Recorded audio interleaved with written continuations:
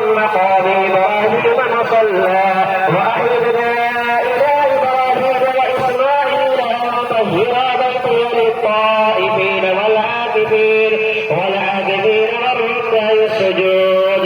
الله أكبر الله أكبر لا إله إلا الله والله أكبر الله أكبر ولله الحمد. وإذ يرفع إبراهيم القواعد من البيت وإسماعيل ربنا تقبل منا إنك أنت السميع العليم ربنا واجعلنا مسلمين لك ومن ذريتنا أمة مسلمة لك وأرنا مناسكنا وتب علينا إنك أنت التواب الرحيم.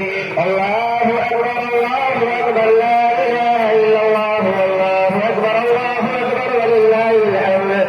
وقال الله تبارك وتعالى في مقام آخر لن ينال الله لحومها ولا دماؤها ولكن يناله التقوى منكم كذلك سخرها لكم لتكبروا الله على ما هداكم ولعلكم تشكرون.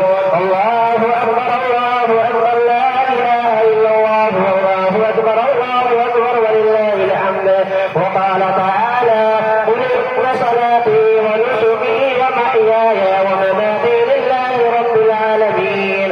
الله أكبر لا إله إلا الله والله أكبر ولله الحمد.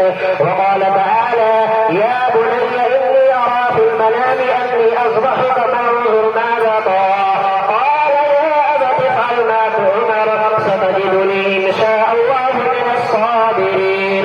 الله أكبر لا إله إلا الله والله أكبر ولله الحمد. فلما أسلما وتله للجبين وناديناه أن يا إبراهيم قد صدقت الرؤيا إنا كذلك نجزي المحسنين وفديناه بذبح عظيم. الله أكبر لا إله إلا الله والله أكبر ولله الحمد. قال النبي صلى الله عليه وسلم ما هذه الأضاحي يا رسول الله؟ قال سنة أبيكم إبراهيم. الله أكبر لا إله إلا الله والله أكبر ولله الحمد. بارك الله